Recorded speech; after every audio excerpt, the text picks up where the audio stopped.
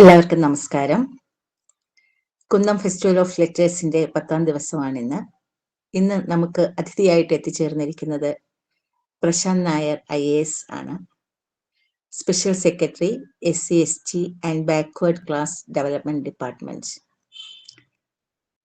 ഏത് ലക്ഷ്യത്തിനു വേണ്ടി പരിശ്രമിക്കുന്നവർക്കും റോൾ മോഡലാക്കാവുന്ന വ്യക്തിത്വമാണ് അദ്ദേഹത്തിൻ്റെത്.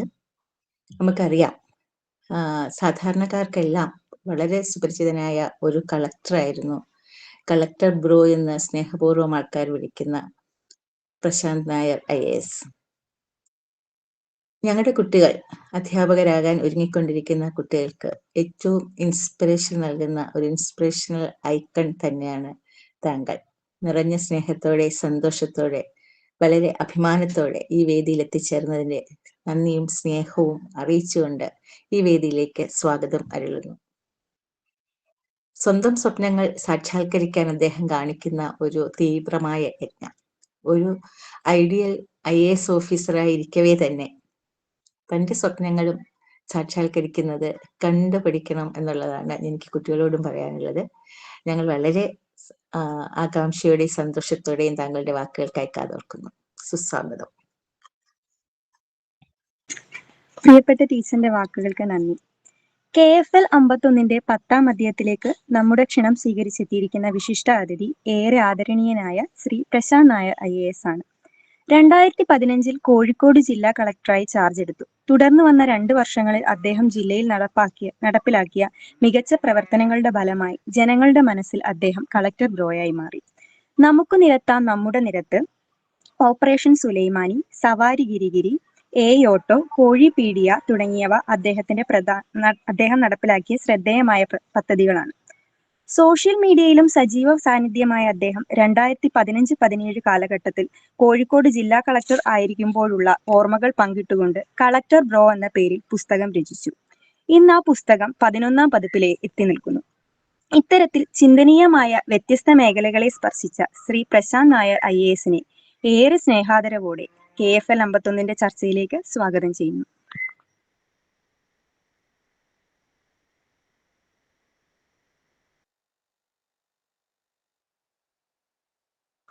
സർ, കേൾക്കാമോ? കേൾക്കാം. നമസ്കാരം. സോറി, അതിനിടയ്ക്ക് ഒരു കോള് വന്നുകൊണ്ടാണ്.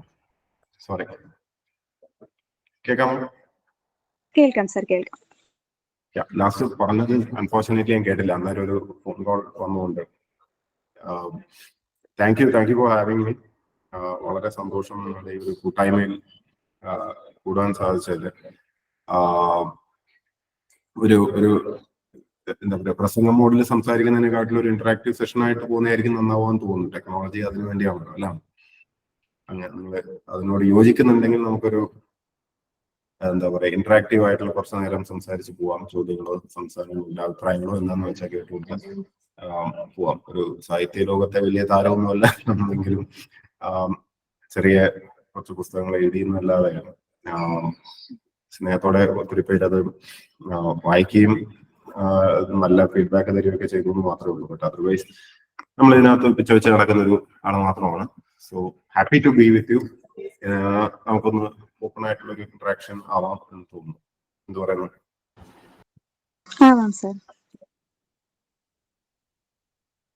യെസ്.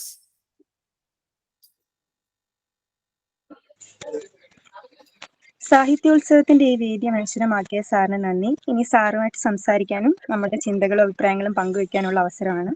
എല്ലാവരും ഈ അവസരം സജീവമാക്കാൻ ക്ഷണിക്കുന്നു.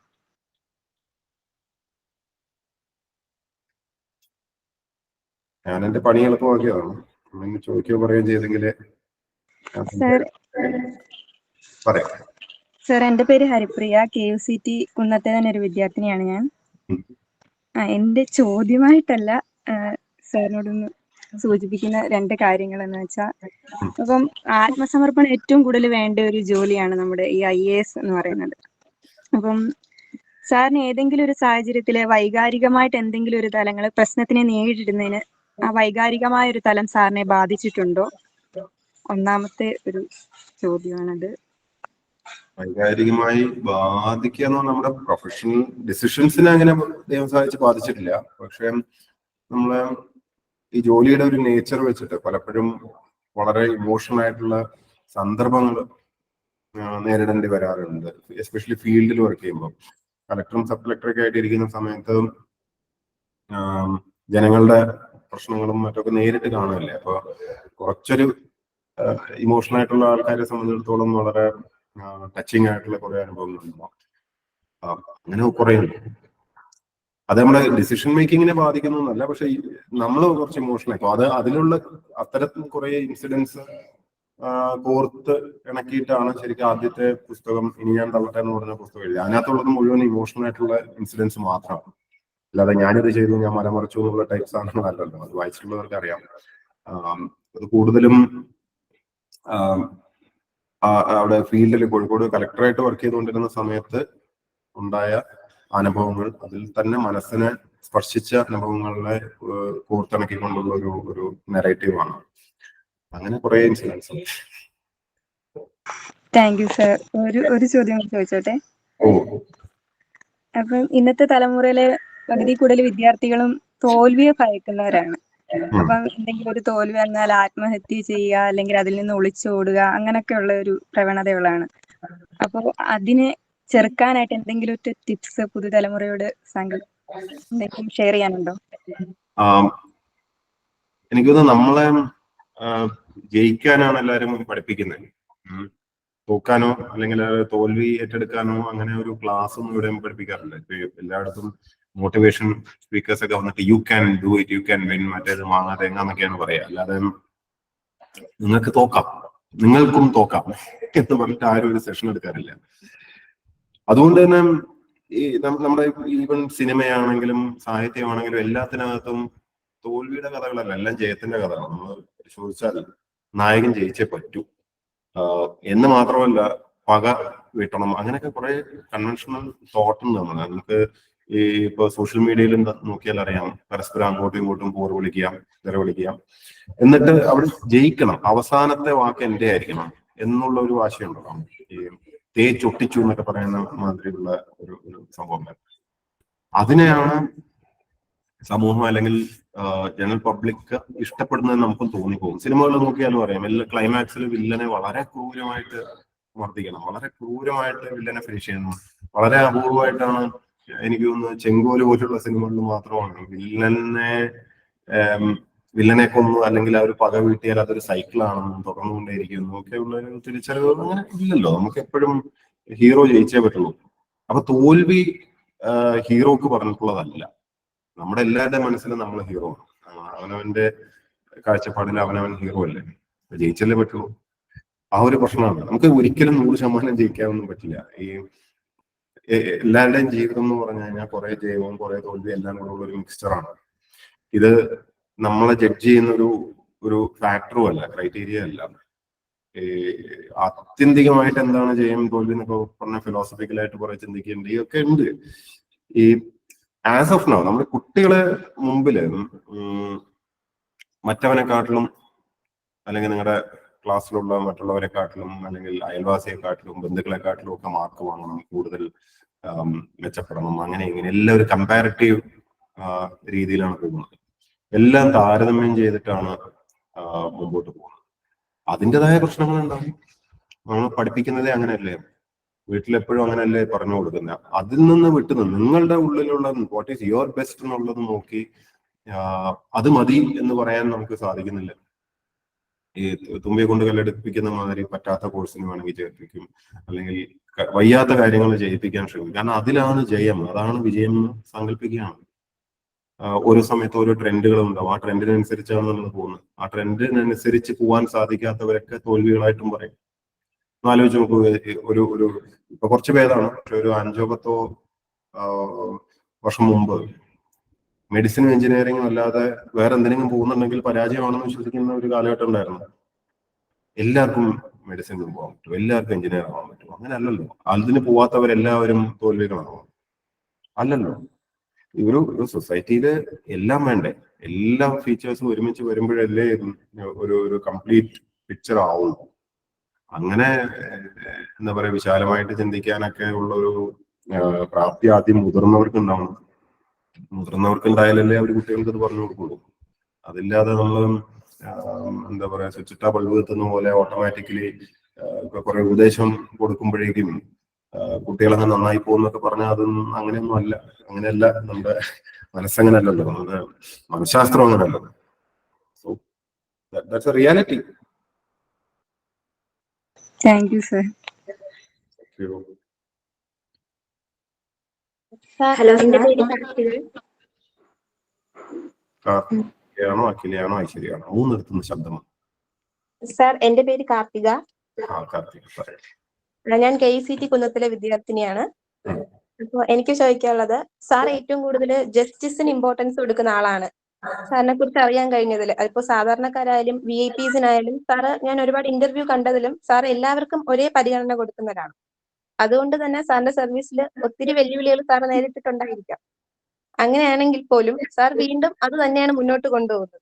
അപ്പൊ ആ ഒരു മോട്ടിവേഷണൽ അല്ലെങ്കിൽ ആ ഒരു ധൈര്യം, അതെങ്ങനെയാണ് സാർ അത് മുന്നോട്ട് കൊണ്ടുപോകുന്നത്? ധൈര്യത്തിന്റെ അല്ല, നമ്മളെ സ്വാർത്ഥത കൊണ്ടാണ്. എനിക്ക് കംഫർട്ട് ലെവൽ അതാണ്. ജസ്റ്റിസ് എന്ന് പറഞ്ഞാൽ ശരിക്കും സെൻസ് ഓഫ് ജസ്റ്റിസ് എന്ന് പറയുന്ന സംഭവം ഇൻഡിവിജ്വൽ റൈറ്റ്സ് എന്ന് പറയുന്നത് ഓരോ വ്യക്തിയുടെയും അവകാശവും ആത്മാഭിമാനവും ഇതൊക്കെ നമുക്ക് റെസ്പെക്ട് ചെയ്തല്ലേ പറ്റുള്ളൂ. എനിക്കെന്താണോ ഇഷ്ടം അതുപോലെ മറ്റുള്ളവർക്കും അത് ഇഷ്ടമായിരിക്കും എന്നുള്ള അസംഷൻ എന്നാണ് ഇത് തുടങ്ങുന്നത്. മാന്യമായിട്ടുള്ള ഇടപഴകൽ, തുല്യമായിട്ടുള്ള ഒരു ഇടപഴകൽ, ഇതൊക്കെയല്ലേ ഒരു പരിഷ്കൃത സമൂഹത്തിൽ ഉണ്ടാകുന്നത്. ചെറിയ കുട്ടിയായിരിക്കുമ്പോഴും നമ്മൾ അതല്ലേ ആഗ്രഹിക്കുക. വളർന്നു വലുതാകുമ്പോൾ പെട്ടെന്ന് മാറാൻ പറ്റില്ലല്ലോ. അപ്പോ ഒരു സെൻസ് ഓഫ് ഫെയർനെസ്, ന്യായമായിട്ട് ചെയ്യണം എന്ന് തോന്നും. എന്ത് കാര്യവും ന്യായമായിട്ട് ചെയ്യണം. അപ്പൊ ന്യായമായിട്ടല്ലാത്ത കാര്യങ്ങൾ ചെയ്യാൻ പറയുമ്പോൾ വളരെ ഡിസ്കംഫേർട്ട് തോന്നും. അത് എനിക്ക് മാത്രമല്ല, എല്ലാവർക്കും തോന്നുന്നതാണ് എൻ്റെ ഒരു വിശ്വാസം. അതിൽ ഏറ്റക്കുറച്ചിലുണ്ടാവും. ചിലർക്ക് അത് വലിയ വിഷമം തോന്നില്ല, ചിലർക്ക് വളരെ ബുദ്ധിമുട്ടുണ്ടാവും. എന്നെക്കാട്ടിലും വളരെ ബുദ്ധിമുട്ട് തോന്നുന്ന ആൾക്കാരെ എനിക്കറിയാം. ഫെയർ ആയിട്ടുള്ളതല്ലാത്തൊരു കാര്യം ചെയ്യുക അല്ലെങ്കിൽ അതിന്റെ ഭാഗമായിട്ട് നിൽക്കേണ്ടി വരുമ്പോൾ തന്നെ വലിയ ഒരു ഡിസ്കംഫേർട്ട് തോന്നുന്ന ആൾക്കാരെ എനിക്കറിയാം. ഈ ഡിസ്കംഫേർട്ട് ഇല്ലാത്തവർക്ക് ഇത് എത്ര പറഞ്ഞാലും മനസ്സിലാവുകയില്ല. അതിനെന്താ കുഴപ്പമൊന്നുമില്ല. അതൊരു വല്ലാത്ത ചോർച്ചിലാണ്. അത് നമുക്കൊരു ഫീൽ ചെയ്ത് ഉള്ളെന്ന് വരുന്ന ഒരു സംഭവമാണ്. ഇപ്പൊ രണ്ടുപേര് അല്ലെങ്കിൽ ഒരു 3-4 പേര് സമാനമായ ഒരു സംഭവം ചെയ്യുന്നുണ്ടെങ്കിൽ നമ്മൾ അവരെ സമാനമായിട്ട് ഇപ്പൊ ഒരു ടെൻഡർ വിളിക്കുകയാണെങ്കിൽ എല്ലാവർക്കും ന്യായമായ അവസരം കൊടുക്കും. അല്ലെങ്കിൽ നമ്മൾ സർക്കാർ ഒരു സ്കീം നടപ്പിലാക്കുമ്പോൾ എല്ലാവർക്കും ഒരുപോലെ വേണം നമുക്ക് തോന്നും. ഫെയർ ആയിട്ടുള്ള ഒരു സിസ്റ്റം ആരെങ്കിലും തെരഞ്ഞെടുക്കുന്നുണ്ടെങ്കിൽ സുതാര്യമായ രീതിയിൽ തെരഞ്ഞെടുക്കും. ഇങ്ങനെയൊക്കെയുള്ള കുറെ സംഭവങ്ങൾ. അതല്ലാതെ വളഞ്ഞ വഴിയിലൂടെ എന്തെങ്കിലുമൊക്കെ ചെയ്ത് അത് ഒരു ഡിസ്കംഫേർട്ടാണ്. നമുക്ക് മനസ്സാക്ഷി എന്തെങ്കിലും ഫീൽ ബാഡ് അബൌട്ട് ഇറ്റ്. അത് എല്ലാവർക്കും ഉണ്ടാവണമെന്നില്ല എന്ന് എനിക്ക് അറിയാം. അതൊരു അസുഖമാണോ ഡോക്ടർ ചിലപ്പോൾ തോന്നുന്ന ലെവലിലേക്ക് വരെ പോകുന്നവരുമുണ്ട്. ഞാൻ അത്ര തീവ്രവാദിയൊന്നും അല്ലെങ്കിൽ പോലും ഐ ഫീൽ ബാഡ്. ഒരു സെൻസ് ഓഫ് ജസ്റ്റിസിനെ ബാധിക്കുന്ന രീതിയിലുള്ള കാര്യങ്ങൾ അതിന്റെ ഭാഗമായിട്ട് നിൽക്കാൻ നിർബന്ധിക്കാനൊക്കെ നോക്കിയാൽ I feel very offended. Actually സത്യം പറഞ്ഞാൽ I feel offended. That's the right word. അപ്പൊ അതുകൊണ്ട് ചിലപ്പോൾ പ്രശ്നങ്ങളൊക്കെ ഉണ്ടാവാറുണ്ട്. പക്ഷെ ഇപ്പൊ ശീലമായി. ഇപ്പൊ നമ്മളിങ്ങനെയാണെന്ന് ഏതാണ്ട് എല്ലാവർക്കും അറിയുകയും ചെയ്യാം. ഇന്ന് എന്ന കാര്യങ്ങൾ പറഞ്ഞിട്ട് കാര്യമില്ല, ഇങ്ങനെയാണ് ലൈഫ്. നമ്മൾ എല്ലാവരും അങ്ങനെയല്ല. ഇപ്പൊ തുടക്കത്തിൽ നമ്മൾ സർവീസിൽ കയറുമ്പോൾ നമ്മൾ എന്താണെന്ന് പലർക്കും അറിയില്ല, നമ്മൾ എങ്ങനെയാണെന്ന് അറിയില്ല. അപ്പൊ നമ്മൾ എഴുതി തള്ളിയ പോലെ കുറച്ച് പേര് ഒഴിവാക്കുമായിരിക്കാം. I don't care about it. എനിക്ക് എന്റെ ടേംസിൽ എന്റെ രീതിയിൽ ഈ രീതിക്ക് തൽക്കാലം പറ്റുള്ളൂ എന്നുള്ളത് ഞാൻ വ്യക്തമായിട്ട് പറയല്ല, പ്രകടിപ്പിച്ചിട്ടുണ്ടല്ലോ ജോലിയുടെ ഭാഗമായിട്ടാണ്. So I don't care about self respect, ആത്മാഭിമാനം എന്നൊക്കെ പറയുന്ന സാധനം goes very closely with sense of justice also. കാരണം ന്യായമായിട്ടും കിട്ടേണ്ട സാധനങ്ങൾക്ക് നമ്മൾ കയ്യും കാലം പിടിക്കേണ്ട ആവശ്യമില്ല, ആരെ കൊണ്ടും പിടിപ്പിക്കേണ്ട കാര്യവുമില്ല എന്നൊക്കെയുള്ള ഒരു ഫണ്ടമെന്റൽ വിശ്വാസത്തിൽ നിന്നാണ് ഇത് വരുന്നത്. സോ അതിന്റെ കോൺസിക്വൻസസ് നമ്മൾ ഫേസ് ചെയ്യണം. കാരണം എല്ലാവരും ഇതിനോടൊന്നും യോജിക്കണമെന്നില്ല. ഒരു സമൂഹത്തിൽ ആരും ഒന്നിനോടും എല്ലാം പൂർണ്ണമായി യോജിക്കാറുണ്ടോ? ഇല്ലല്ലോ. നമുക്ക് ശരിയും തോന്നുന്നത് വേറൊരാൾക്ക് അത് അഹങ്കാരമായിട്ടായിരിക്കും ചിലപ്പോൾ തോന്നുന്നത്, അല്ലെങ്കിൽ അനാവശ്യം. ഇപ്പോ പെർസെപ്ഷൻ മാറുന്നതനുസരിച്ചാണ്. ഒരു ഉദാഹരണത്തിന് നമ്മുടെ പരിചയത്തിലുള്ള ഒരാള് അല്ലെങ്കിൽ ബന്ധുക്കളോ ആരെങ്കിലും ആയിക്കോട്ടെ വിളിച്ചിട്ട് ഒരു ശുപാർശ പറയാണ്, ഇങ്ങനെ ഒരു സംഭവം, ഇങ്ങനെ ഒരു ശുപാർശ ഉണ്ട്, ഇന്നാളെ സഹായിക്കണം എന്ന് പറയാം. അപ്പോ നമ്മളത് ചെയ്യോ ഇല്ലയോ എന്നുള്ളതനുസരിച്ച് അയാളുടെ കാഴ്ചപ്പാട് മാറും. അയാൾ ചിലപ്പോൾ വിചാരിക്കും ഞാൻ ഇല്ല, എന്നെ കൊണ്ട് പറ്റില്ല, ഇത്തരം കാര്യങ്ങൾ ഞാൻ ഇടപെടില്ല എന്ന് പറയുമ്പം ചിലര് പറയും ഒരു മനുഷ്യ സ്നേഹം ഇല്ലാത്തവനാണ്, ഒരു സഹായം ചെയ്യില്ല, ബന്ധുസ്നേഹമില്ല, ബന്ധുക്കളെ ഒന്നും സഹായിച്ചില്ല. അതൊരു കാഴ്ചപ്പാടാണ്. അതേസമയം വേറെ ചിലർക്ക് തോന്നുന്നത് എന്താണ്, വളരെ നന്നായി, ന്യായമായിട്ടുള്ള കാര്യമാണ്, അങ്ങനെയൊന്നും സഹായിക്കുന്നത്, അങ്ങനെയൊന്നും ഇടപെടുന്നത് ശരിയല്ല എന്ന് വിശ്വസിക്കുന്നവരും ഉണ്ടാവും. ഇതില് തെറ്റ് ശരി എന്നുള്ളതിനെക്കാട്ടിലും നമ്മുടെ അവനവന്റെ തെറ്റും ശരിയാണ്, എന്റെ ശരി ഇങ്ങനെയാണ്, അതിന്റെ കോൺസിക്വൻസസും നല്ലതോ ചെയ്തോ എന്നാന്ന് വെച്ചാൽ ടേക്കിനൊക്കെ ഓക്കെ വെച്ചിട്ട് അത്രേ ഉള്ളൂ. Thank you sir. Thank U. Hello sir, നമസ്കാരം. ഞാൻ ഐശ്വര്യ സാർ, KUCT കുന്നം കോളേജിലെ സ്റ്റുഡന്റ് തന്നെയാണ്. എന്റെ ചോദ്യം, സാർ സർവീസിൽ വന്ന ആദ്യ കാലങ്ങളിൽ തന്നെ ഇന്നോവേറ്റീവായ പല പ്രൊജക്റ്റും സാറിന്റെ നേതൃത്വത്തിൽ വന്നിട്ടുണ്ടല്ലോ. അപ്പൊ ആ സമയങ്ങളിൽ എപ്പോഴെങ്കിലും സുപ്പീരിയർ ഓഫീസേഴ്സിന്റെ ഭാഗത്തു നിന്നും എന്തെങ്കിലും തടസ്സമോ സപ്പോർട്ട് ഇല്ലായ്മയോ ഉണ്ടായിട്ടുണ്ടോ? അതുപോലെ സാറിന്റെ നമുക്ക് നിരത്താം നമ്മുടെ നിരത്ത്, ഓപ്പറേഷൻ സുലൈമാനി തുടങ്ങിയ പ്രൊജക്ടിന്റെ ഓർത്തിരിക്കാൻ പറ്റുന്ന ഒരു അനുഭവം ഒന്ന് ഷെയർ ചെയ്യുമോ? നമ്മൾ ഈ ഇന്നോവേറ്റീവ് ആയിട്ടുള്ള പ്രോജക്റ്റ് എന്ന് പറഞ്ഞാൽ അത് ഇന്നോവേഷന് വേണ്ടി ചെയ്തൊന്നും അല്ല, സാഹചര്യം അങ്ങനെ ആയതുകൊണ്ടും വേറെ വഴിയില്ലാത്തതുകൊണ്ടും നമ്മളിപ്പോ സർക്കാർ ഫണ്ട് എടുത്തുള്ള ഒരു ടിപ്പിക്കൽ പ്രോജക്റ്റ് ആയിട്ടൊക്കെ ചെയ്താൽ പലതും നടക്കില്ല, സമയത്തിന് നടക്കില്ല. ഇപ്പൊ കോഴിക്കോട് പല പ്രോജക്റ്റുകളും, ഇപ്പം നമ്മുടെ കുതിരവട്ടം മാനസിക ആരോഗ്യ കേന്ദ്രത്തിലാണെങ്കിലും അല്ലെങ്കിൽ ഈ പറഞ്ഞോട്ട് വിശപ്പുമായിട്ട് ബന്ധപ്പെട്ടുള്ള കേസിലൊക്കെ ഇതിനകത്തൊക്കെ നമുക്ക് റിസൾട്ട് ആണല്ലോ വേണ്ടത്, അല്ലാതെ കത്തും ഫയലും അല്ല. അപ്പൊ അതുകൊണ്ട് കുറച്ച് ഇന്നോവേറ്റീവ് ആയിട്ടുള്ള അല്ലെങ്കിൽ ഔട്ട്സൈഡ് ദ ബോക്സ് എന്ന് പറയാവുന്ന ചില സൊല്യൂഷൻസിലേക്ക് പോകേണ്ട വന്നിട്ടുണ്ട്. അതിനെയൊക്കെ സപ്പോർട്ട് ചെയ്തിട്ടുള്ള അല്ലെങ്കിൽ പൂർണ്ണമായിട്ട് നമുക്കതിന് എല്ലാ വിധത്തിലുമുള്ള എന്താ പറയുക സപ്പോർട്ടും കോപ്പറേഷനും ഒക്കെ തന്നിട്ടുള്ള സീനിയർ ഉദ്യോഗസ്ഥരുണ്ട്. അതേസമയം ഇതൊന്നും വേണ്ട, ഇതിനോടൊക്കെ തിരിഞ്ഞു നിൽക്കുന്ന സീനിയർ ഉദ്യോഗസ്ഥരും ഉണ്ടായിട്ടുണ്ട്. എനിക്ക് തോന്നിയിട്ടുള്ളത് പല ഉദ്യോഗസ്ഥർക്കും മേലുദ്യോഗസ്ഥർക്കും ഉണ്ടായിരുന്ന അല്ലെങ്കിൽ ഇതിന് വിയോജിപ്പുണ്ടായിരുന്ന അവരുടെ പലരുടെയും കാഴ്ചപ്പാട് എന്താണെന്ന് വെച്ചാൽ, സർക്കാരിന്റെ ഒരു രീതിയുണ്ട്, അതിൽ നിന്ന് വിട്ടിട്ട് അങ്ങനെ ഒന്നും ചെയ്യേണ്ട കാര്യമില്ല എന്ന് വിചാരിക്കുന്ന, അതുപോലെ കുറച്ചുകൂടെ ഭയബഹുമാനത്തോടെയൊക്കെ ജനങ്ങളെ കുറച്ച് അകലെ നിർത്തണം എന്നൊക്കെ വിശ്വസിക്കുന്ന ഒരു ഓൾഡ് സ്കൂൾ ആൾക്കാരുണ്ട്. അവരിപ്പം എന്നെ ഇപ്പോ ഓഫീസിൽ പേര് വിളിച്ചാലോ അല്ലെങ്കിൽ പലരും പേരൊന്നും പോകുന്നൊക്കെയാണ് അത് ഐ എം ഓക്കെ വിത്ത്, എനിക്ക് അതിനകത്ത് വലിയ പ്രശ്നം തോന്നുന്നു. പക്ഷെ എന്റെ അടുത്ത് സീനിയർ ഉദ്യോഗസ്ഥർ പറഞ്ഞിട്ടുണ്ട് ഇങ്ങനെയൊന്നും അനുവദിക്കരുത്, അങ്ങനെ ഇങ്ങനെയൊക്കെ കാഴ്ചപ്പാടാണ്, ഒരു പ്രായത്തിന്റെ കാഴ്ചപ്പാടാണെന്നും എനിക്ക് തോന്നിയിട്ടില്ല. കാരണം ജൂനിയർ ഉദ്യോഗസ്ഥരും ചിലര് അതേ ലൈനിൽ ചിന്തിക്കുന്നവരെ ഞാൻ കണ്ടിട്ടുണ്ട്. പീപ്പിൾ ആർ ഡിഫറെന്റ്, അത്രേ ഉള്ളൂ. ഞാൻ ഒരു ഡിഫറെന്റ് ആവാൻ വേണ്ടി ഡിഫറെന്റ് ആയതൊന്നുമല്ല, ഇങ്ങനെ വിശ്വസിക്കുന്ന എത്രയോ പേരുണ്ട്, ഇതിലൊന്നും വലിയ കാര്യമില്ല എന്ന് വിശ്വസിക്കുന്ന എത്രയോ പേരുണ്ട്, എത്രയോ ഉദ്യോഗസ്ഥരുണ്ട്. പിന്നെ ഈ പറഞ്ഞ പ്രോജക്റ്റുകൾ നടപ്പിലാക്കുമ്പോൾ ഓർത്തിരിക്കാൻ പറ്റിയ സന്ദർഭം എന്ന് പറഞ്ഞാൽ നേരത്തെ പറഞ്ഞ പോലെ എത്രയോ ഉണ്ട്. ഇപ്പൊ എപ്പോഴും മനസ്സിൽ തട്ടുന്ന പല സന്ദർഭങ്ങളും നമ്മുടെ കുതിരവട്ടത്തെ ആശുപത്രിയായിട്ട് ബന്ധപ്പെട്ടിട്ടാണ്. അവിടെ എനിക്ക് തോന്നുന്നുണ്ട് 1975 ശേഷം അവിടെ ഫുഡ് മെനു പുതുക്കിയിട്ടില്ല. അപ്പൊ അതിനകത്ത് ഈ ഇതായിരുന്നു, എന്താ ഗോതമ്പ് കഞ്ഞിയാണ്. ഒന്ന് ആലോചിച്ചപ്പോ ഗോതമ്പ് കഞ്ഞി എല്ലാ ദിവസവും കൊടുത്താൽ നോർമലായിരിക്കുന്നവർക്ക് തന്നെ എന്തായിരിക്കും അവസ്ഥ? അവരുടെ മെനു പുതുക്കാൻ ആർക്കും സമയം കിട്ടിയില്ല എന്നുള്ളതാണ്. അത് എന്തുകൊണ്ടാണ് ഗോതമ്പ് കഞ്ഞി ആക്കിയതെന്നും എനിക്ക് മനസ്സിലായിട്ടില്ല. ഒരുപക്ഷെ അക്കാലത്ത് അരിക്ഷാമം വല്ലതും ഉണ്ടായിട്ടാണോ എന്താണെന്നറിയില്ല. പക്ഷെ ഇവർക്കാരും ചോദിക്കാനും പറയാനും ഇല്ലാത്തത് കൊണ്ട് ആരും അത് മാറ്റാൻ മെനക്കെട്ടില്ല എന്നുള്ളതും, അവിടെ ഭക്ഷണം തയ്യാറാക്കാൻ ഇത്രയും 100-800 പേർക്ക് 2 കുക്കും അവരുടെ ഫുഡ് സത്യം പറഞ്ഞാൽ വളരെ ശോചനീയ ഒരു സാഡ് സീനായിരുന്നു. അപ്പൊ അത് വോളണ്ടിയേഴ്സിനെ കൊണ്ട് മാറ്റിയും അവിടുത്തെ കുറെ എന്താ പറയാ സർക്കാരിൽ എഴുതി മെനു മാറ്റി കത്തയച്ച് ഫണ്ട് ചോദിച്ച് അതിനുവേണ്ടി നിൽക്കാതെ നമ്മളൊരു കൂട്ടായ്മയിൽ അത് സോൾവ് ചെയ്യാൻ ശ്രമിക്കുകയായിരുന്നു. കാരണം ഒരു ദിവസമെങ്കിലും ഒരു രുചിക്ക് കഴിക്കണ്ടേ. അതെനിക്ക് ഒരു ഭയങ്കര ഒരു ടച്ചിങ് സാധനമായിരുന്നു. കാരണം ഇത് കഴിഞ്ഞ് ആദ്യമായിട്ട് വർഷങ്ങൾക്ക് ശേഷം ഇത് പുട്ടും പഴവും അതും ഇതൊക്കെ അവിടെ കിട്ടിക്കഴിഞ്ഞപ്പം ഒരു ദിവസം രാവിലെ അവിടുത്തെ ആശുപത്രി സൂപ്രണ്ട് വിളിച്ചിട്ട് പറയാറുണ്ട്. ഞാൻ ഭക്ഷണം കഴിച്ചിട്ട് ഓഫീസിൽ പോവാ, അന്നേരം സൂപ്രണ്ട് ഭയങ്കര ഇമോഷണൽ ആയിട്ട് പറയാന്ന്. അദ്ദേഹം രാവിലെ റൗണ്ട്സിന് പോയപ്പോ ഒരു പേഷ്യന്റ്, ഒരു വയസ്സായ ഉമ്മ ഡോക്ടറെ കൈ പിടിച്ചിട്ട് ഇനി എന്നാണ്, ഏത് ദിവസമാണ്, കാരണം ഇങ്ങനെ റൊട്ടേഷനിലാണല്ലോ, ഓരോ ദിവസം മാറി മാറിയാണ് ഭക്ഷണം കൊടുക്കാൻ തീരുമാനിച്ചത്. അപ്പോൾ അവർ കുറെ കാലം കൂടിയിട്ട് ഈ പുട്ടൊക്കെ കഴിച്ച് ഭയങ്കര സന്തോഷിച്ചിരിക്കുക. അപ്പൊ ഇനി എന്നാണ് പുട്ട് കിട്ടുക അവനെന്ന് ചോദിച്ചിട്ട് ഈ സൂപ്രണ്ടിന്റെ കൈ പിടിച്ച് ഈ റൗണ്ട്സിന് പോകുമ്പോൾ ചോദിച്ചു എന്നുള്ളത് പറഞ്ഞിട്ട് സൂപ്രണ്ട് എന്നെ വിളിച്ച് കരയാം.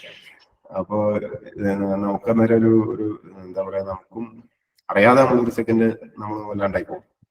അങ്ങനത്തെ കുറെ എക്സ്പീരിയൻസ് അവിടെ. എനിക്ക് തോന്നുന്നു മറ്റേ ഓപ്പറേഷൻ സുലൈമാനി നടപ്പിലാക്കിയ സമയത്ത് ഈ കൂപ്പൺ സിസ്റ്റമാണ്. അപ്പം കൂപ്പൺ നമ്മുടെ ഓഫീസിൽ നിന്ന് കൊടുക്കും, തഹസിൽദാർക്കും വില്ലേജ് ഓഫീസർക്കൊക്കെ ഈ കൂപ്പൺ കൊടുത്തിട്ടുണ്ട്. അപ്പൊ വിശന്ന് വരുന്ന ആർക്കും ഈ കൂപ്പൺ കൊടുക്കും, ചോദ്യമൊന്നുമില്ല. അപ്പൊ ഈ കൂപ്പൺ കൊടുക്കും, നമ്മൾ ചോദിക്കരുത് എന്നാണ്. കാരണം ഈ കൂപ്പൺ ചോദിക്കുന്നുണ്ടെങ്കിൽ അയാൾക്ക് വിശപ്പുണ്ടെന്നാണ്, അല്ലാതെ അയാൾ പിന്നെ വേറൊന്നും തെളിയിക്കണ്ട, അയാള് ദരിദ്രനാണെന്ന് ഒന്നും തെളിയിക്കണ്ട. വിശപ്പുണ്ടെന്ന് മാത്രമേ, വിശപ്പാരാ തെളിയിക്കുക? അവനവനല്ലേ പറയാൻ പറ്റില്ല. എനിക്ക് വിശക്കുന്നു ഞാനല്ലേ പറയാ, അല്ലാതെ 2 ഗസറ്റഡ് ഓഫീസർക്ക് സർട്ടിഫിക്കറ്റ് ഒപ്പിട്ട് കൊടുക്കാൻ പറ്റുമോ വിശപ്പുണ്ടെന്ന്? അല്ലെങ്കിൽ നിങ്ങൾ അവസാനം എപ്പോഴാണ് ഭക്ഷണം കഴിച്ചത്? അതൊന്നും ഒരു വിഷയമല്ല. വിശപ്പുണ്ട് എന്ന് പറഞ്ഞാൽ വിശപ്പുണ്ട്, അത്രേ ഉള്ളൂ. അപ്പൊ ഈ റൂളാണ് നമ്മൾ പറഞ്ഞതും. അങ്ങനെ ഇരിക്കെ ഒരു ദിവസം എനിക്ക് ഓർമ്മയുണ്ട്, നമ്മൾ ഓഫീസിൽ ഒരു പെൺകുട്ടി വന്നു. അപ്പൊ എന്റെ ഓഫീസ് ചേംബറിന്റെ പുറത്ത് എന്റെ PA CM ഇരിക്കുന്ന ഭാഗമുണ്ട്. അപ്പൊ PAയുടെ കയ്യിലാണ് ഈ കൂപ്പൺ അവിടെ വെച്ചിരിക്കുന്നത്. അവിടെ, അതായത് കളക്ടറേറ്റിൽ വന്നാലും കൂപ്പൺ കിട്ടും. ഈ കൂപ്പണുമായിട്ട് തൊട്ടടുത്തുള്ള നമ്മള് ലിസ്റ്റിലുള്ള കുറെ ഹോട്ടലുകളുണ്ട്, അവിടെ പോയിട്ട് ഭക്ഷണം കഴിക്കാം. അവിടെ ഈ കൂപ്പൺ മേടിച്ചു വെക്കും, അപ്പൊ തന്നെ ഫുഡ് കൊടുക്കും, സാധാരണ ഒരു കസ്റ്റമറെ പോലെ. ഈ കൂപ്പണുകളെല്ലാം പിന്നെ മാസാവസാനം കളക്ട് ചെയ്തിട്ട് അതിന് പൈസ കൊടുക്കുകയാണ് ചെയ്തുകൊണ്ടിരുന്നത്. അതിനുള്ള പൈസ കളക്ട് ചെയ്യുന്നത് ഈ റെസ്റ്റോറൻറ്റിൽ തന്നെ ഓരോ പെട്ടികൾ വെച്ചിട്ടുണ്ടാവും, സുലൈമാനി ബോക്സ് ഉണ്ട്, അതിനകത്ത് ഇടുന്ന പൈസ എന്നാണ് ഇത് കൊടുക്കുന്നത്. അങ്ങനെയാണ് ഈ പ്രോജക്റ്റ് ഓടുന്നത്. ഇന്നും അങ്ങനെ തന്നെയാണ് ഓടിക്കൊണ്ടിരിക്കുന്നത്. അപ്പോ കൂപ്പൺ ചോദിക്കാൻ വന്നപ്പോ എന്റെ PA ഒരു കുറച്ചു നേരത്തേക്ക്, ഈ പെൺകുട്ടി വളരെ യങ് ആണ്, വളരെ ഹെൽത്തിയാണ്, എന്തിനാണ് ഈ കുട്ടി കൂപ്പൺ വാങ്ങി ഫ്രീ ആയിട്ട് ഭക്ഷണം കഴിക്കുന്നതെന്ന് ഒരു നിമിഷ നേരം മനസ്സിൽ ചിന്തിച്ചു എന്നുള്ളതാണ്. അത് കഴിഞ്ഞ് പക്ഷെ ചോദ്യം ചോദിക്കാൻ പാടില്ലല്ലോ, അതുകൊണ്ട് കൂപ്പൺ എടുത്ത് കൊടുത്തു. കൂപ്പൺ കൊടുത്ത് കഴിയുമ്പോഴാണ് ശ്രദ്ധിക്കുന്നത് ആ കുട്ടിയുടെ വലത്തെ കൈ ചലിക്കുന്നില്ല. അപ്പോ എന്തോ പ്രശ്നമുണ്ടെന്ന് മനസ്സിലായി. അപ്പൊ നിജീഷ് എന്നാണ് എന്റെ പേരൊക്കെ. അപ്പൊ നിജീഷ് ഒന്ന് കുറച്ച് വിഷമായി, അതായത് ഞാൻ വെറുതെ ജഡ്ജ് ചെയ്തു ആ കുട്ടി, എന്തോ പ്രശ്നമുണ്ട്, കൈ വയ്യാത്തതാണ്, എന്തോ കുഴപ്പമുണ്ട്. കൂപ്പൺ വേഗം കൊടുത്തു വിട്ടു. കൂപ്പൺ അത് തന്നെ മടിച്ചാണ് കുട്ടി വാങ്ങുന്നത്. അത് കഴിഞ്ഞ് ഈ കുട്ടി താഴോട്ട് ഇറങ്ങിപ്പോയിട്ട് പിന്നെ തിരിച്ചു വന്നിട്ട് ഒരു കൂപ്പൺ കൂടെ തരാൻ പറ്റുമോ എന്ന് ചോദിച്ചു. കാരണം ആ കുട്ടിയുടെ അച്ഛൻ പാരലൈസ് ആയിട്ട് കിടക്കാനാണ്. അപ്പോ നിജീഷ് കൂപ്പൺ എടുത്ത് കൊടുത്തു. പെട്ടെന്ന് കണ്ണൊക്കെ വല്ലാണ്ടായിട്ട് നിജീഷ് ആകെ ഇതായി, സെന്റി ആയിട്ട് നേരെ അകത്ത് ചേമ്പറിൽ വന്നിട്ട് എന്റെ അടുത്ത് ഇത് പറയും ചെയ്തു, ഇങ്ങനെ നടന്നു സാർ. നമുക്കതൊരു ലേണിംഗ് കൂടെ ആയിരുന്നു. കാരണം നമുക്ക് ജഡ്ജ് ചെയ്യാൻ പറ്റില്ല, വിശപ്പ് ആർക്കാണെന്നോ ഓരോരുത്തരുടെ സാഹചര്യം എന്താണെന്നോ നമുക്കറിയില്ല. ഈ ഓപ്പറേഷൻ സുലൈമാനി പ്രോജക്ട് നടപ്പിലാക്കിയപ്പം ഇതുപോലത്തെ എത്രയോ അനുഭവങ്ങൾ ഉണ്ടായി. നമ്മള് റീച്ച് ഔട്ട് ചെയ്യുന്ന ഒരു ഗ്രൂപ്പ് ഉണ്ടല്ലോ, വിശപ്പുള്ള ആൾക്കാർ. അത് എവിടെയാവാം, നമ്മൾ നല്ല ഡ്രസ് ചെയ്ത് നടക്കുന്നു എന്ന് വെച്ചിട്ടോ അല്ലെങ്കിൽ വലിയ വീട്ടിൽ താമസിക്കാം ഒന്നും വെച്ചൊന്നും പറയാൻ പറ്റില്ല. ഇത് പല സാഹചര്യങ്ങൾ കൊണ്ട് പലർക്കും ഭക്ഷണം കഴിക്കാൻ പറ്റാത്ത അവസ്ഥയുണ്ട്. അത് അവർക്ക് പലർക്കും അത് പറയാൻ ബുദ്ധിമുട്ടാണ്. അഭിമാനം എന്ന് പറയുന്ന ഒരു സംഭവം ഉള്ളതുകൊണ്ട്, പ്രത്യേകിച്ച് മലയാളികൾക്ക് അതൊരു വിഷയമാണ്. അവര് ആ ആത്മാഭിമാനത്തെ സംരക്ഷിച്ചുകൊണ്ട് അവർക്ക് ഭക്ഷണം കൊടുക്കാനുള്ള ഒരു സ്കീമാണ് ശരിക്കും ഓപ്പറേഷൻ സുലൈമാനി. അല്ലാതെ അവരെ നിരത്തി ക്യൂ നിർത്തിയിട്ട് ഭക്ഷണം കൊടുത്തിട്ട് അതിന്റെ ഫോട്ടോ എടുക്കുന്ന പരിപാടിയല്ല ഇത്. ആര് എത്ര പേര് കഴിച്ചു എന്ന് പോലും ആരും അറിയാത്ത സിസ്റ്റമാണ്. ആ ഒരു സിസ്റ്റത്തിലൂടെ പോയപ്പോഴും ഇതുപോലെ കുറെ അനുഭവങ്ങൾ, ഇത് മാത്രമൊന്നുമല്ലോ, വേറെ കുറെ എക്സ്പീരിയൻസ് ഉണ്ട്. നമ്മുടെ വില്ലേജ് ഓഫീസർമാരുടെ പല അനുഭവങ്ങളുണ്ട്, നേരിട്ട് കണ്ട ചില സ്റ്റോറീസ് ഉണ്ട്, അങ്ങനെ കുറെ ഉണ്ട്. അതാണ് ഞാൻ പറഞ്ഞ, ഈ ജോലിയുടെ ഭാഗമായിട്ട് നമ്മൾ ഫീൽഡിൽ വർക്ക് ചെയ്യുമ്പം കുറച്ച് മനസാക്ഷി ഉണ്ടെങ്കിൽ, അല്ലെങ്കിൽ കുറച്ച് മനസ്സിൽ ഒരു ആർദ്രതയൊക്കെ ഉണ്ടെങ്കിൽ വളരെ സെന്റിയായി പോകുന്ന കുറെ അനുഭവങ്ങളും ഇതൊക്കെ ഉണ്ട്. മറക്കാൻ പറ്റാത്ത എത്രയോ experiences. Thank you sir. Hello sir, എന്റെ പേര് ശ്രീത. ഹലോ സാർ, എന്റെ പേര് ശ്രീത. രാഹുലും ശ്രീതയും ഒരുമിച്ച്. ഓക്കെ, ശ്രീത പറയാം. സാർ, ഞാൻ പറയുന്നേ, സാർ ഒരുപാട് പദ്ധതികൾ ഇതുപോലെ നടപ്പിലാക്കിയിട്ടുണ്ടല്ലോ. അതൊക്കെ ആ സ്ഥാനത്ത് എത്തുന്നതിന് മുന്നേ സാറിന്റെ മനസ്സിലുള്ള ആശയങ്ങളായിരുന്നോ, അതോ ആ സ്ഥാനത്ത് എത്തിയതിനു ശേഷം തോന്നിയിട്ടുള്ളതാണോ? അതുപോലെ ഇതുപോലെ നടപ്പിലാക്കാൻ സാധിക്കാതെ പോയ എന്തെങ്കിലും പദ്ധതികളുണ്ടോ? ഒരിക്കലും ഇത് മുൻകൂട്ടി പ്ലാൻ ചെയ്തൊന്നും ചെയ്യാൻ പറ്റില്ല. നമ്മളവിടെ എത്തുമ്പോൾ അവിടുത്തെ സാഹചര്യം നോക്കി അതിനുള്ള സൊല്യൂഷൻ ആയിട്ടല്ലേ ഒരു പ്രോജക്റ്റ് ഉണ്ടാക്കുന്നത്. മുൻകൂട്ടി ഞാൻ എന്താ ഇങ്ങനെ ചെയ്യാൻ പോകുന്നു അങ്ങനെ നടക്കില്ല.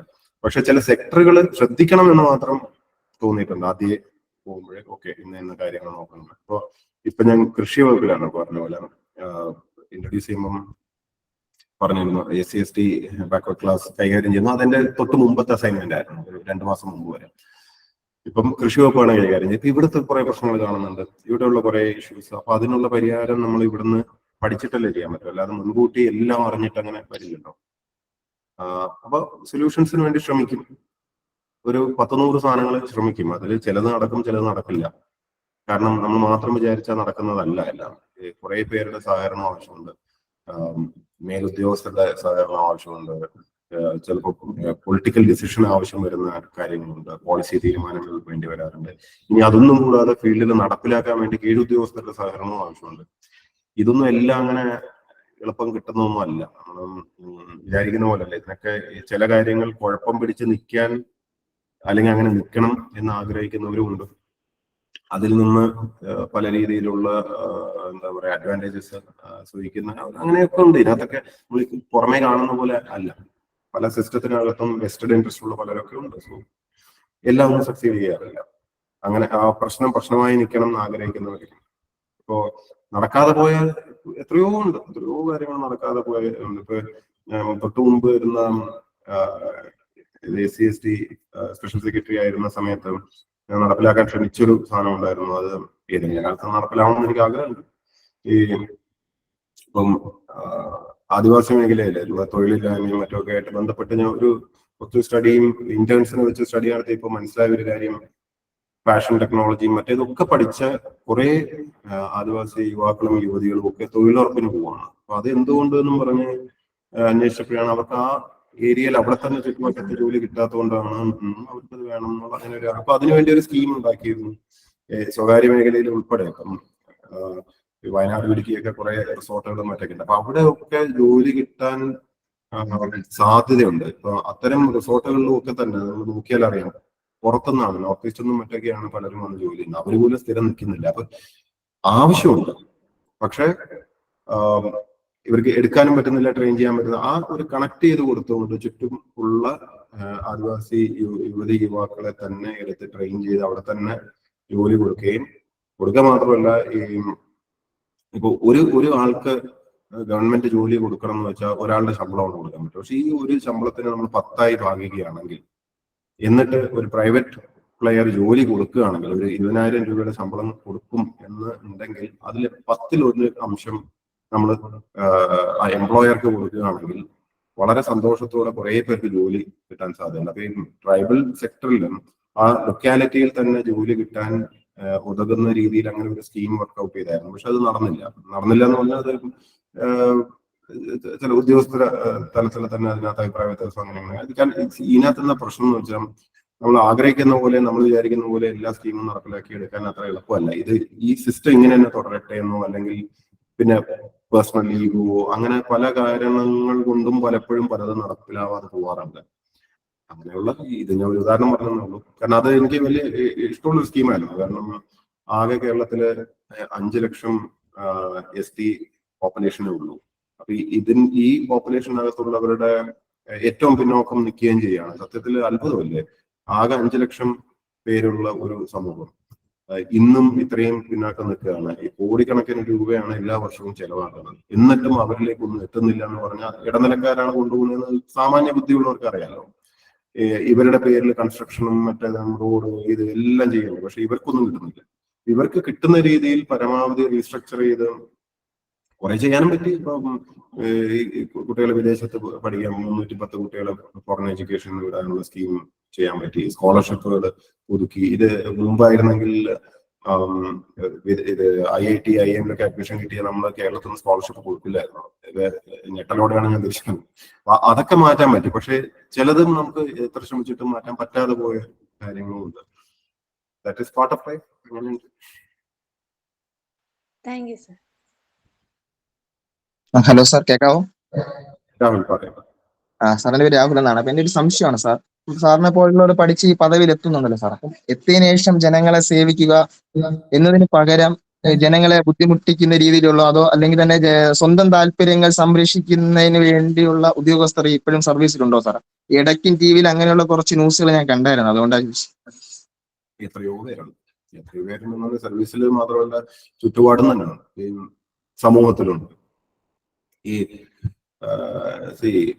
എല്ലാം തികഞ്ഞ ആൾക്കാരൊന്നും എവിടെയില്ല, ഒരു മേഖലയിലും ഇല്ല. ഇപ്പം സിവിൽ സർവീസ് ആയിക്കോട്ടെ, പൊളിറ്റിക്സ് ആയിക്കോട്ടെ, ഡോക്ടേഴ്സ് ആയിക്കോട്ടെ, എഞ്ചിനീയേഴ്സ് ആയിക്കോട്ടെ, ടീച്ചേഴ്സ് ആയിക്കോട്ടെ, സ്റ്റുഡൻസ് ആയിക്കോട്ടെ, എല്ലാത്തിനകത്തും എല്ലാ ടൈപ്പ് ആൾക്കാരും ഇല്ല. അതുപോലെ എല്ലായിടത്തും അതിനകത്ത് ഉണ്ടോ എന്നുള്ള ചോദ്യം പോലും ഇല്ല. ഉണ്ട്.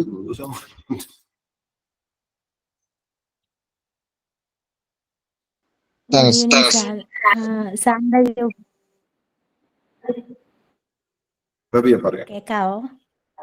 പറയാം. സാറിന്റെ UPSC പ്രിപ്പറേഷൻ ജേർണിയെ പറ്റിയിട്ടൊന്ന് പറയുമോ? സാറിനെ ഈ എന്തുവാ ഇതിനു വേണ്ടി ഇൻഫ്ലുവൻസ് ചെയ്ത എന്തെങ്കിലും ഒരു കാര്യത്തിനെ പറ്റിയിട്ട്. UPSC പ്രിപ്പറേഷനെ കുറിച്ചോ? UPSC പ്രിപ്പറേഷൻ ഒന്ന് സിവിൽ സർവീസ് എന്നുള്ള ഒരു തീരുമാനം എടുത്തു കഴിഞ്ഞാൽ പിന്നെ കുറച്ച് സിസ്റ്റമാറ്റിക് ആയി സ്ട്രക്ചേർഡ് ആയിട്ട് പ്രിപ്പയർ ചെയ്ത് തുടങ്ങേണ്ട ഒരു, ലോ കോളേജിൽ പഠിക്കുമ്പോഴാണ് ശരിക്കും ലോ കോളേജിൽ ചേരുന്നത് തന്നെ സിവിൽ സർവീസ് എന്നുള്ളൊരു ലക്ഷ്യത്തോടെയാണ്. കാരണം ലോ, എസ്പെഷ്യലി 5 year LLB വളരെ എന്താ പറയാ പറ്റിയ ഒരു വിഷയമാണ്. സിവിൽ സർവീസ് പ്രിപ്പയർ ചെയ്യുന്നവർക്ക് വളരെ എന്താ പറയുക ഹെൽപ്ഫുൾ ആയിട്ടുള്ള ഒരു സംഭവമാണ്. അപ്പോ ഫ്രം ദ ബിഗിനിങ് ആ കോഴ്സ് തുടങ്ങുമ്പോൾ തൊട്ടേ ആ ഒരു സിവിൽ സർവീസ് ഓറിയന്റേഷനിലാണ് കൂടുതലും കാര്യങ്ങൾ പഠിക്കുകയും വായിക്കുകയും ഒക്കെ ചെയ്തുകൊണ്ടിരുന്നത്. ഒരു കഴിവത് സിസ്റ്റമാറ്റിക് ആയിട്ട് ടൈം ടേബിൾ ഒക്കെ സെറ്റ് ചെയ്ത് അവനവനാണ് നമുക്ക് തന്നെ തോന്നി നമ്മൾ തന്നെ വർക്ക് ചെയ്തിട്ടല്ലാതെ സിവിൽ സർവീസ് ക്ലിയർ ചെയ്യാൻ ബുദ്ധിമുട്ടാണ്. പിന്നെ നല്ലൊരു കൂട്ടായ്മ, നല്ലൊരു ഫ്രണ്ട് സർക്കിൾ ഉണ്ടായിരുന്നു.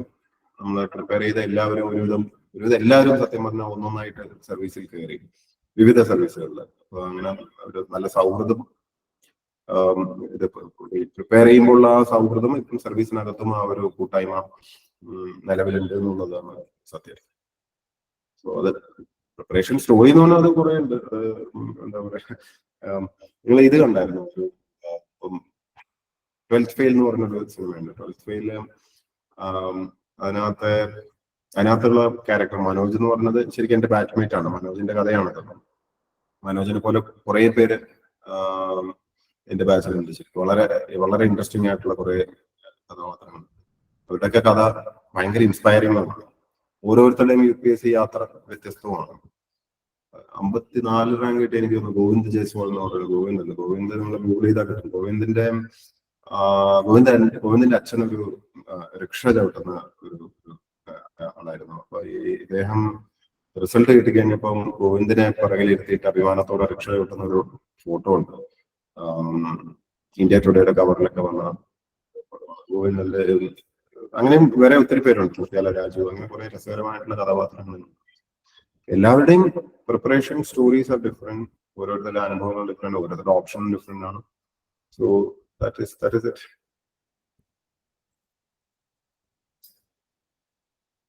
Thank you sir. സാർ, എൻ്റെ പേര് പാർവതി, KUCT വിദ്യാർത്ഥിയാണ്. എനിക്ക് ചോദിക്കാനുള്ളത്, ഈ സാർ എടുക്കുന്ന തീരുമാനങ്ങളിൽ പുതിയ പദ്ധതികളൊക്കെ പലതരത്തിലുള്ള വിമർശനം ഉണ്ടാകാനുണ്ട്. അപ്പൊ ഇത്തരം പ്രശ്നങ്ങൾ എങ്ങനെയാണ് പരിഹരിക്കുകയും ചെയ്യുന്നത്? ഒന്നും ചെയ്യാതെ ചുമ്മാ ഇരുന്ന് കഴിഞ്ഞാൽ ആർക്കും ഒന്നും അഭിപ്രായം ഉണ്ടാവില്ല, എല്ലാവരും കൊള്ളാന്ന് പറയാം. അങ്ങനെ എത്ര പേര് ജീവിച്ചു പോകുന്നുണ്ട്. ഓരോരുത്തരുടെ സ്വഭാവം ഡിഫറെന്റ് ആണ്. ഒരു രീതി വെച്ചിട്ട് ഒരു സിറ്റുവേഷൻ, ഈ ഒരു ഇഷ്യൂ പ്രോബ്ലമോ കണ്ടു കഴിഞ്ഞാൽ ഇടപെടാൻ തോന്നുമ്പോൾ നമ്മൾ എന്തെങ്കിലും ചെയ്യും. ചെയ്ത് അതിനകത്തൊരു പരിഹാരം കാണാൻ ശ്രമിക്കും. അപ്പോൾ പരിഹാരം കണ്ടെത്താൻ ശ്രമിക്കുമ്പോൾ ആൾക്കാർ എന്ത് പറയുന്നു നോക്കി നിന്നിട്ട് കാര്യമൊന്നുമില്ല. Just do your thing and go on, അത്രേ ഉള്ളൂ. അത് ഈ പറഞ്ഞ എല്ലാവരുടെ അഭിപ്രായമൊക്കെ എടുത്ത് ദൂരെ. പിന്നെ നിങ്ങൾ എന്തിനായിരിക്കുന്നത്? നിങ്ങൾ ജോലി ചെയ്യുന്നതും നിങ്ങൾക്ക് ശമ്പളം തരുന്നതും നിങ്ങൾക്ക് തീരുമാനം എടുക്കാനും നിങ്ങളുടെ ഡിസിഷൻ ഫയലിൽ എഴുതാനുമാണ്. നിങ്ങൾക്ക് ശരി തോന്നുന്ന സാധനം ഫയലിൽ എഴുതി മുമ്പോട്ട് പോകാനുള്ള സ്വാതന്ത്ര്യവും ഒരു സിസ്റ്റവും ഇവിടെ ഉണ്ട്. ഇപ്പൊ ഓൾ ഇന്ത്യ സർവീസ് എന്ന് പറഞ്ഞു കഴിഞ്ഞാൽ ഇന്ത്യൻ ഭരണഘടനയിൽ മെൻഷൻ ചെയ്തിട്ടുള്ള ഒരു സർവീസാണ്.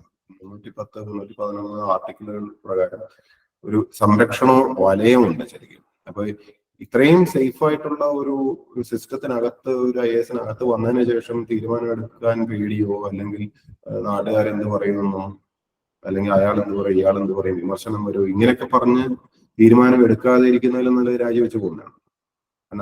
അതിന്റെ അർത്ഥം ആ പണിക്ക് കൊള്ളൂലാണ്. നമ്മള് കറക്റ്റ് തോന്നുന്ന സാധനം ആരെന്ത് പറഞ്ഞാലും അത് ശരിയെന്ന് തോന്നുന്നത് എഴുതുകയും ചെയ്യുന്നതാണ് എൻ്റെ ഒരു അഭിപ്രായത്തിൽ ചെയ്യേണ്ടത്. അതിനുള്ള സിസ്റ്റം ഉണ്ടെന്നേ. ഇപ്പം ചിലപ്പോൾ എനിക്ക് തോന്നാറുണ്ട് നമ്മുടെ ഫീൽഡിലുള്ള സാധാരണ ഉദ്യോഗസ്ഥർ, ഫീൽഡിലുള്ള ഇപ്പൊ വില്ലേജ് ഓഫീസർ ആയാലും അല്ലെങ്കിൽ ഇപ്പം ട്രൈബൽ ഡിപ്പാർട്ട്മെന്റിൽ ഉള്ള ഉദ്യോഗസ്ഥരൊക്കെ ഞാൻ കണ്ടിട്ടുണ്ട്. ഈ ITDP PO ഒക്കെ ആയിട്ട് ജോലി ചെയ്യുന്ന വലിയ സംരക്ഷണം, ഭരണഘടനാ സംരക്ഷണം അവർക്കില്ലല്ലോ. ഇപ്പൊ IAS-കാർക്ക് 310 ആർട്ടിക്കിളൊക്കെ വെച്ചിട്ടുള്ള ഇത്രയും കവചം തീർത്ത് വെച്ചിരിക്കുമ്പോൾ ഇവർക്കൊന്നും ഒന്നുമില്ല. എന്നിട്ടും അവർ കറക്റ്റ് ആയിട്ടുള്ള തീരുമാനം എടുക്കുകയും പറയുകയും ചെയ്യുമ്പോൾ അവരോടാണ് എനിക്ക് കൂടുതൽ ബഹുമാനം തോന്നുന്നത്. ഇത് ഞാൻ എടുത്ത് പറയാൻ കാരണം എന്ന് വെച്ചാൽ ഒരു ഫയലിൽ ഞാൻ ഓർക്കുകയാണ്. ഒരു ഒരിക്കലും ഉപകാരപ്പെടാത്ത തരം ഭൂമി, ചെങ്കുത്തായിട്ടുള്ള വളരെ എന്താ പറയുക റെഡ് സോണിലൊക്കെ പെട്ടുള്ള വളരെ അപകടകരമായിട്ടുള്ള ഒരു ഭൂമി വാങ്ങിയിട്ട് ഏക്കർ കണക്കിന് വാങ്ങി ഒരു എസ്റ്റേറ്റ് മുതലാളിക്ക് പൈസ കൊടുക്കുകയാണ്. എന്നിട്ട് ഇത് ഈ പാവപ്പെട്ട ആദിവാസികളുടെ പേരിൽ വാങ്ങിയിട്ട് അവർക്ക് പതിച്ചു കൊടുക്കാൻ പോകുന്ന ഒരു ഫയൽ തന്നെയാണ്. അപ്പൊ അതിൽ മേലെയുള്ള വലിയ വലിയ ഉദ്യോഗസ്ഥർക്ക് അത് ശരിവെച്ച് എഴുതി വന്ന ഫയലില് ഇത് ഒരു വ്യക്തി ഫീൽഡിലുള്ള ഒരു ITDP PO അദ്ദേഹമാണ് അതിനെ എതിർത്തത്. തീരുമാനമൊക്കെ ആയതിനു ശേഷവും അദ്ദേഹം അത് എതിർത്ത് അതിനുവേണ്ടി നിലകൊണ്ട് ഒരു തവണ ഞാൻ ഒരു മീറ്റിംഗിൽ പോയപ്പോൾ അവിടെ വന്ന് കണ്ട് എൻ്റെ അടുത്ത് ഇത് കാര്യങ്ങൾ പറഞ്ഞാണ്. I felt so much of respect for him. കാരണം പുള്ളിയെ എല്ലാവരും വളഞ്ഞിട്ട് ആക്രമിക്കുകയാണ്. പക്ഷെ അദ്ദേഹത്തിന്റെ ഒരു നിലപാടെന്ന് പറഞ്ഞാൽ അദ്ദേഹത്തിന് ശരിയും തോന്നുന്ന സാധനം അദ്ദേഹം സ്റ്റാൻഡ് എടുത്തു. ഈ പറഞ്ഞ വലിയ സംരക്ഷണവും കവചവും ഒന്നുമില്ല. എല്ലാവരും കയറി ആക്രമിച്ചിട്ടും ഹി ടുക്ക് എ സ്റ്റാൻഡ്. അങ്ങനെയുള്ളവരെയാണ് എനിക്ക് റെസ്പെക്ട് തോന്നിയിട്ടുള്ളത്. അപ്പൊ അതുപോലെ ആവാനാണ് ഞാൻ ശ്രമിക്കാറ്. അല്ലാതെ വെറുതെ IAS-നകത്ത് ഇരുന്ന് സമയം ചെലവഴിക്കുകയും അവസാനം ഇങ്ങനെ ഓട്ടോമാറ്റിക്കലി പ്രൊമോഷനായി ഇങ്ങനെ മൂത്ത് പഴുത്ത് റിട്ടയർ ചെയ്തതിനു ശേഷവും പദവി മേടിച്ച് അങ്ങനെ ജീവിച്ചു പോകുന്നതിനോട് എനിക്ക് വലിയ ഒരു പ്രതിപത്തിയൊന്നും ഇല്ല. Thank you sir. നമസ്കാരം സാർ. എൻ്റെ ഒരു ചോദ്യം, നമ്മൾ സാധാരണ പറയാറുള്ളത് സദസ്സ് അറിഞ്ഞ് സംസാരിക്കണം എന്നല്ലേ? അപ്പോ ഒരു പ്രാസംഗികൻ എന്ന നിലയിൽ ഒരുപാട് വേദികളിൽ പോയി സംസാരിച്ചിട്ടുണ്ട് എന്നുള്ള നിലയിൽ ഒരു സദസ്സിനെ കാണുമ്പോൾ അവിടെ എന്തൊക്കെയാണ് സംസാരിക്കുന്നത് എന്ന് തിരഞ്ഞെടുക്കുന്ന ഒരു ക്രൈറ്റീരിയ അങ്ങനെ എന്തെങ്കിലും ഉണ്ടോ? സാധാരണ ഇപ്പൊ സംസാരിക്കുമ്പോൾ ഞാൻ കൂടുതലും നോക്കുക ഓഡിയൻസിന്റെ പക്വതയും ഓഡിയൻസിന്റെ ഒരു അണ്ടർസ്റ്റാൻഡിങ് ലെവലും ഒക്കെ നോക്കിയിട്ടാണ്. ഇപ്പൊ പലപ്പോഴും ഒരു ഇതിപ്പോ വെർച്വലാണ്. നേരിട്ടുള്ളൊരു ഓഡിയൻസിനകത്തുള്ളൊരു ഗുണം എന്ന് പറഞ്ഞാൽ നമുക്ക് റെസ്പോൺസസ് കാണാൻ പറ്റും, എന്താണ് മനസ്സിലാവുന്നത് എന്നുള്ളതെങ്കിലും യു ഗെറ്റ് എ ഐഡിയ. ഇതിപ്പോ ശരിക്ക് ഓൺലൈനിലാണെങ്കിൽ നിങ്ങൾ ആരും മുഖം കാണിക്കാതെ മറച്ച് ഒളിച്ചിരിക്കുകയാണ്. അതിനെപ്പറ്റി എനിക്ക് വേറെ പറയാനുണ്ട്. പക്ഷെ ഇപ്പൊ ഈ അവസരത്തിൽ അതും കൂടെ ഞാൻ പറയട്ടെ. കാരണം നമ്മള് ശരിക്കും എനിക്കും ക്യാമറ ഓഫ് ആക്കിയിട്ടിട്ട് സംസാരിച്ചാൽ മതി. നമ്മളൊരു ചോദ്യം ചോദിക്കുമ്പോൾ പോലും ക്യാമറ ഓൺ ആക്കാതിരിക്കുന്നത് ശരിക്ക് നമ്മൾ ഇന്റർനാഷണൽ ഇതിൽ നമ്മൾ സാധാരണ ഒരു കോൺഫറൻസോ ഇങ്ങനത്തെ മീറ്റിംഗ് ഒക്കെയാണ് അത് ശരിക്ക് വളരെ ഡിസ്റെസ്പെക്ട്ഫുൾ ആണെന്നാണ് പറയാറ്. അതുകൊണ്ട് എന്താ പ്രശ്നം എന്ന് വെച്ചാൽ നമുക്ക് ഓഡിയൻസിനെ ഗേജ് ചെയ്യാൻ സാധിക്കുന്നില്ല. അതുകൊണ്ട് നമുക്ക് നഷ്ടമൊന്നുമില്ല. പക്ഷെ എപ്പോഴും ഈ ഓഡിയൻസിനെ ഗേജ് ചെയ്തെങ്കിൽ മാത്രമേ ഓഡിയൻസിന് എന്ത് മനസ്സിലാവുന്നു, എന്താണ് അതിന്റെ ഒരു ഫീഡ്ബാക്ക്, ഇത് മനസ്സിലാക്കി സംസാരിച്ചാലേ ഓഡിയൻസിനും ഗുണമുള്ളൂ. എന്ന് മാത്രമല്ല ഈ TV സംപ്രേഷണം പോലെയോ അല്ലെങ്കിൽ ഓൾ ഇന്ത്യ റേഡിയോ പ്രക്ഷേപണം പോലെയോ ഒരു വൺ വേ ആയിട്ട് പോകുമ്പോൾ ഈ സംവേദിക്കുന്ന ആൾക്കും മടിയാവും. ഇപ്പൊ എനിക്ക് മുഖം കാണുമ്പോൾ ഒരു സന്തോഷമുണ്ട്, ജയാനന്ദന്റെ മുഖം കണ്ട് സംസാരിക്കുമ്പോൾ യു ഫീൽ ഗുഡ് അല്ലാണ്.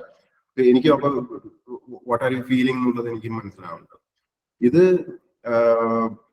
ഞാൻ കുറ്റായിട്ട് പറയല്ല, ഞാൻ പറഞ്ഞതെന്ന് വെച്ചാൽ ഇത് നമ്മൾ ആരും കാര്യമായിട്ട് അറിയില്ല. ഇപ്പൊ നമ്മുടെ മീറ്റിംഗ്സും ഈ ഓഫീസ് മീറ്റിംഗ്സും ഒക്കെ പലപ്പോഴും ഓഫാക്കിയിട്ട് എങ്ങനെയെങ്കിലും മീറ്റിംഗ് തീരട്ടെ എന്നുള്ളൊരു കണക്കിനാണ് പലപ്പോഴും മീറ്റിംഗ് നടക്കുന്നത്. പക്ഷെ അത് ഫ്രൂട്ട്ഫുൾ ആവാൻ എപ്പോഴും നമുക്ക് ഫേസ് ടു ഫേസ് സാധനം കിട്ടുന്നത് നല്ലതാണ്. അപ്പൊ നമുക്ക് ഈ മിഡ് വേ കറക്ഷൻസ് ചെയ്യാൻ പറ്റും. ഇപ്പം സംസാരിച്ച് പോകുന്നതിനിടയിൽ തന്നെ നമ്മൾ ചിലപ്പോൾ ടോപ്പിക് പ്രത്യേകിച്ച് വളരെ ഡൈവേർജന്റ് ഏജ് ഗ്രൂപ്പ് ഉള്ളവരും ഡിഫറെന്റ് ഫീൽഡിൽ നിന്നുള്ളവരൊക്കെ ഉണ്ടാകുമ്പോൾ പ്രത്യേകിച്ചും നമുക്ക് അറിയണം എന്താണ് കണക്ട് ആവുന്നുണ്ടോ പറയുന്നത്, അല്ലെങ്കിൽ മനസ്സിലായി. ഇതെല്ലാം നമുക്ക് ഫേസ് കാണുമ്പോൾ നമുക്കൊരു ഇത് കിട്ടും. That is helpful. അപ്പോ പാത്രം അറിഞ്ഞ് വിളമ്പുക എന്ന് പറഞ്ഞ മാതിരി അത് ഇറ്റ് ഹെൽപ്സ്. പാത്രം അറിയണമല്ലോ, പാത്രം അറിയാൻ വേണ്ടി ഇങ്ങോട്ടേക്ക് ഒരു ഫീഡ്ബാക്ക് കിട്ടാൻ, അത് സട്ടിൽ ഫീഡ്ബാക്ക് ആണ്, പക്ഷെ ആക്ച്വലി ഹെൽപ്സ്. സർ, പക്ഷെ ഞാൻ ചോദിച്ചത് ഇതിന് മുൻകൂട്ടി എന്തെങ്കിലും തീരുമാനങ്ങൾ എടുക്കാറുണ്ടോ? ഇല്ല, അങ്ങനെയൊന്നുമില്ല. ഇപ്പൊ അതൊക്കെ അങ്ങനെയുള്ള ഒരു ലക്ഷറി ഇപ്പൊ ഒന്നാമത് ഇല്ല. കാരണം സമയം ആണ് ഏറ്റവും വലിയ പ്രശ്നം. പലയിടത്തും ഇപ്പോൾ സംസാരിക്കാനോ അല്ലെങ്കിൽ അവിടെ അപ്പൊ ചെന്ന് കയറി വേദിയിലിരിക്കുമ്പോഴായിരിക്കും എന്താ പറയുക അതിന്റെ ഈ നോട്ടീസ് വായിച്ചിട്ട് ഓക്കെ ഇതാണ് എന്റെ വിഷയം എന്ന് പറഞ്ഞ് സംസാരിക്കുന്നതാണ്. ഇപ്പൊ ഇന്നിപ്പോ നമ്മൾ ഇതിനകത്ത് കയറുമ്പോഴേക്കും എനിക്ക് വേറെ ഫോൺ കോൾ വന്നത്. അത് കഴിഞ്ഞ് നമ്മൾ ശരിക്കും ഇൻട്രഡക്ഷനിൽ പറഞ്ഞൊന്നും ഞാൻ കേട്ടില്ല. അത് എന്തെങ്കിലും എന്നിൽ നിന്ന് പ്രതീക്ഷിച്ചു എന്താണ് എക്സ്പെക്ട് ചെയ്തുകൊണ്ട് പറയുന്നതെന്ന് പോലും എനിക്ക് കേൾക്കാൻ പറ്റിയില്ല അൺഫോർച്ചുനേറ്റ്ലി. അങ്ങനെ പറ്റി പോകാറുണ്ട്. പിന്നെ ഇതൊക്കെ എനിക്ക് തോന്നുന്ന പണ്ടായിരുന്നെങ്കിൽ ശരിക്കും ഞാൻ ഓർക്കാറുണ്ട്. കോളേജിൽ പഠിക്കുന്ന സമയത്ത് ആണ് ആദ്യമായിട്ട് ഞാൻ സ്റ്റേജിൽ കയറി സംസാരിക്കുന്നത്. സ്കൂളിലൊക്കെ എനിക്ക് സ്റ്റേജിൽ കയറാൻ വലിയ പേടിയാണ്. അപ്പം കോളേജിലും പേടിയാണ്. കോളേജിൽ വളരെ കോൺഷ്യസ് ആയിട്ട് ഞാൻ സ്വയം മുന്തിയിട്ട് സ്റ്റേജിൽ കയറിയ. എന്തിനാന്ന് വെച്ചാൽ ഞാൻ ആലോചിച്ചപ്പോ UPSC ഇന്റർവ്യൂക്ക് പോകുമ്പോഴേക്കും നമ്മള് ഒരു 5 പ്രഗത്ഭന്മാരെ മീറ്റ് ചെയ്യും. അപ്പൊ അവരുടെ മുമ്പിൽ പോയി ഇരിക്കണമെങ്കിൽ അത്യാവശ്യം ധൈര്യമാണ് എന്ന് ഞാൻ എന്നോട് തന്നെ പറയാം. അപ്പൊ ആ 5 പേരെന്ന് പറഞ്ഞ ഒരു 10,000 പേരെ പോലെ നമ്മൾ കാണണം. കുറഞ്ഞത് നമ്മുടെ കൂട്ടുകാരുടെ മുമ്പിൽ പോലും നിന്ന് പ്രസംഗിക്കാൻ അല്ലെങ്കിൽ സംവദിക്കാൻ പറ്റാത്ത ഞാനാണോ അത് ചെയ്യുന്നതെന്ന് സ്വയം ചോദിച്ചിട്ടാണ് ഞാൻ സ്വയം ഉന്തി സ്റ്റേജിലേക്ക് കയറി. മഹാമോശം പ്രസംഗവും ഡിബേറ്റ് ക്ലബൊക്കെ ആയിരുന്നു ഗവൺമെന്റ്. വളരെ മോശം ദയനീയമായ സംസാരവും ഒക്കെ ആയിരുന്നു. ഇങ്ങനെ അക്കൗണ്ട് പറയുന്ന മാതിരി പറയുന്ന. ഇപ്പൊ ഭയങ്കര സംഭവം എന്നല്ല, പക്ഷെ ഇപ്പം അറ്റ്ലീസ്റ്റ് ആ പേടിയില്ല എന്നുള്ളത്. പറയുന്നത് പഴയ പോലെ വിട്ടുതരമൊക്കെ ആയിരിക്കും, പക്ഷെ കുറച്ചുകൂടെ കോൺഫിഡൻസോട് പറയാനും അത്ര ഭയപ്പാടില്ല എന്നുള്ള മാത്രമേ ഒരു ചാൻസ് ഉള്ളൂ.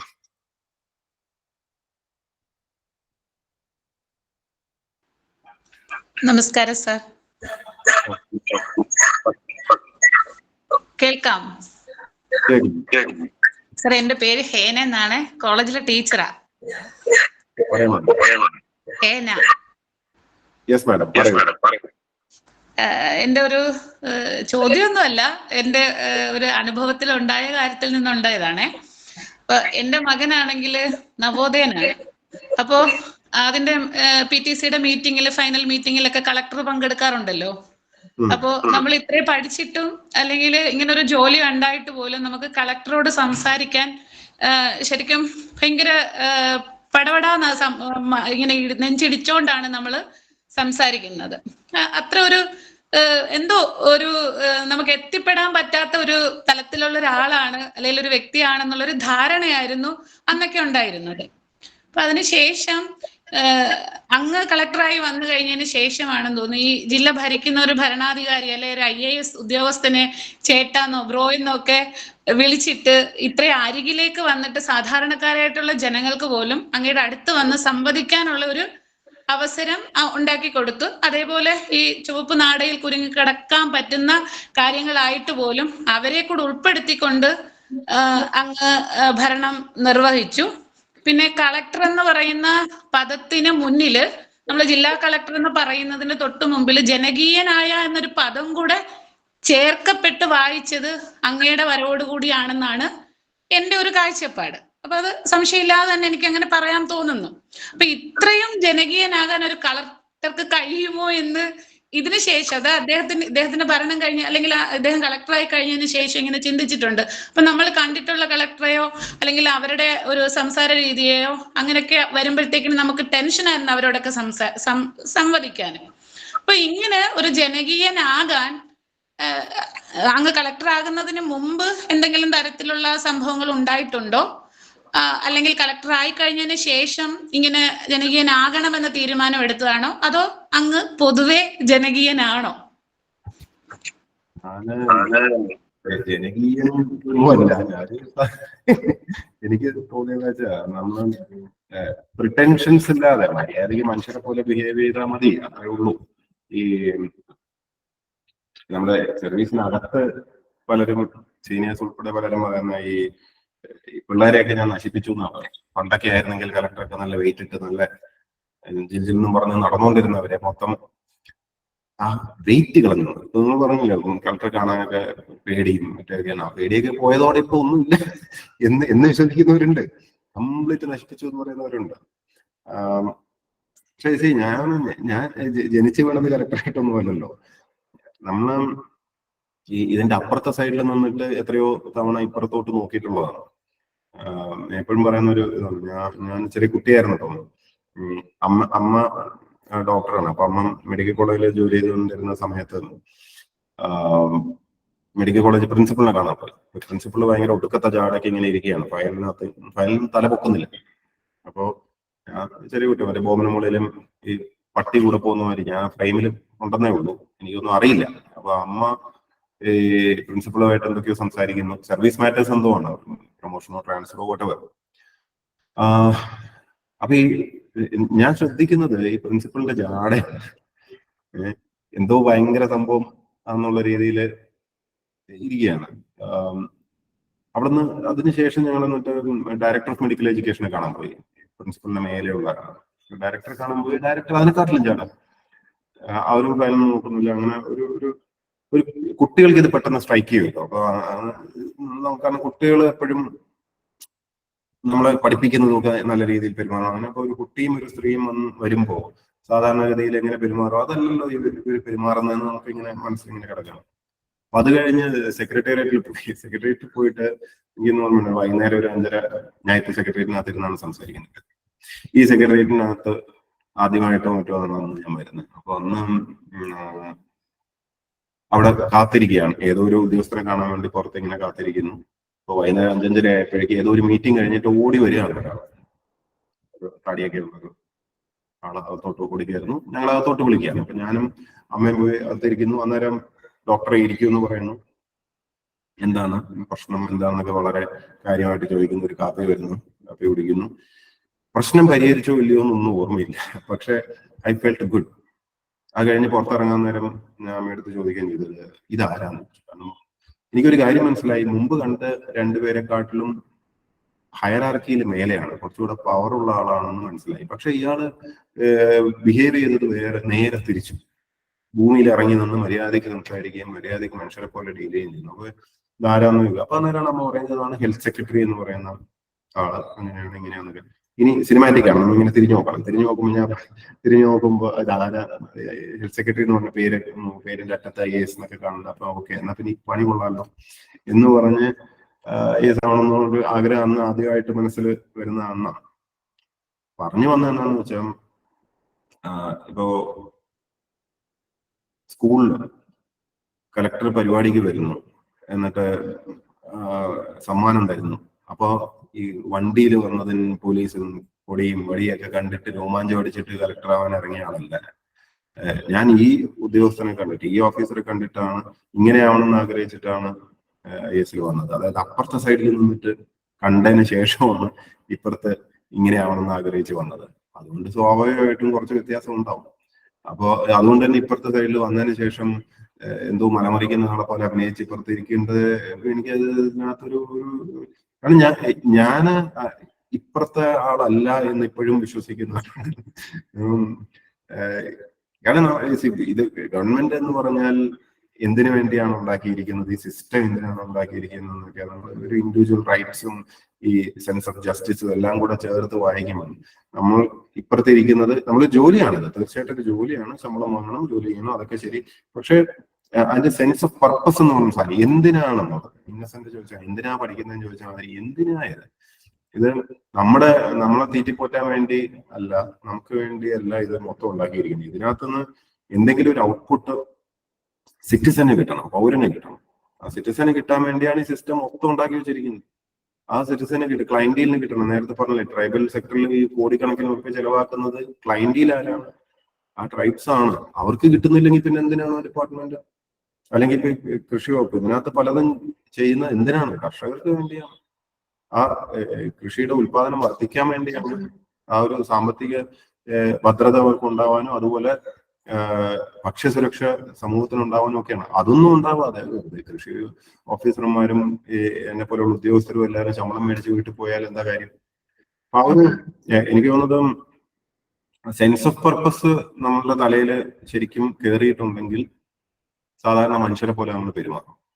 കാരണം ഞാനിപ്പോ മീറ്റിങ്ങുകൾ കൂടുന്നതൊക്കെ ഒച്ചയും വെള്ളമുള്ള ആളെ പഠിപ്പിക്കാൻ വേണ്ടി അല്ല. മീറ്റിംഗ് എന്ന് പറയുന്നത് നമുക്ക് എന്തെങ്കിലും ഒരു പർപ്പസ് ഉണ്ടാവും. ആ മീറ്റിങ്ങിന്റെ ലക്ഷ്യം എന്താണ്? ആ മീറ്റിംഗ് കൂടുന്ന ഒരു പ്രശ്നം പരിഹരിക്കാനാണെങ്കിൽ ആ മീറ്റിംഗ് തീരുമ്പോഴേക്കും നമുക്ക് ആ പ്രശ്ന പരിഹാരത്തിലോട്ട് കുറച്ചെങ്കിലും ഒന്ന് അടുക്കാൻ സാധിക്കണം.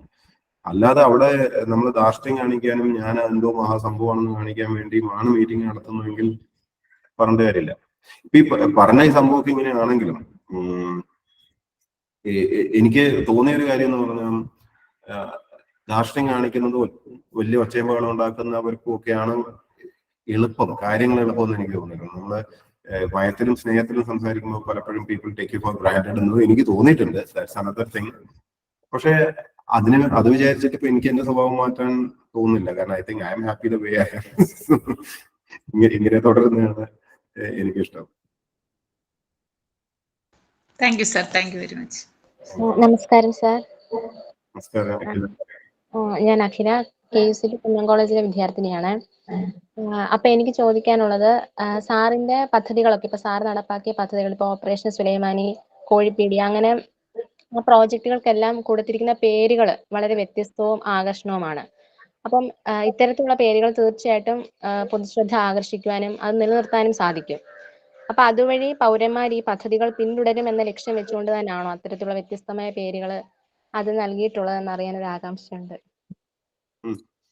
വ്യത്യസ്തത നമ്മളിപ്പോ എപ്പോഴും പേരിടുമ്പം എന്താ യുണീക്ക് ആയിരിക്കണം എന്ന് ആഗ്രഹിച്ചല്ലേ ഇടുക. ഇപ്പൊ നമ്മൾ വീട്ടിലൊരു കുട്ടിക്ക് പേരിടുമ്പോ പോലും എങ്ങനെയാ ചെയ്യുക, അല്ലെങ്കിൽ ഒരു പൂച്ചയ്ക്കോ പട്ടിക്കോ പോലും പേരിടുമ്പോ നമ്മൾ എന്ത് ചെയ്യും?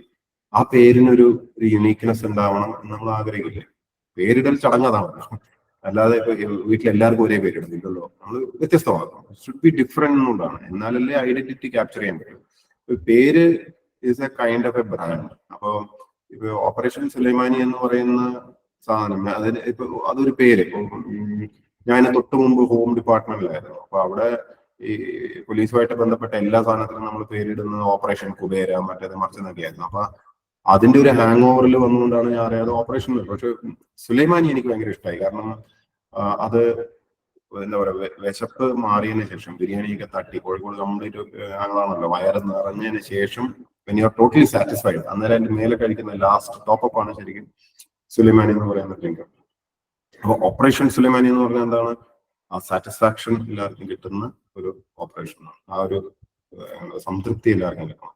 ഈ പക്ഷെ അത് എഴുതുന്ന രീതിയും മറ്റുമൊക്കെ നമ്മൾ എന്ത് ചെയ്തു, ഈ മറ്റേ ഉസ്താദ് ഹോട്ടൽ ആ സമയത്ത് ഇറങ്ങി. അപ്പൊ അതിന്റെ ശൈലി എടുത്ത് അങ്ങനെ ചെയ്ത് ആൾക്കാർക്ക് കണക്ട് ചെയ്യണം. കാരണം ഇത് പബ്ലിക് പാർട്ടിസിപ്പേഷനോടുകൂടെ നടപ്പിലാക്കുന്ന പ്രോജക്റ്റാണ്.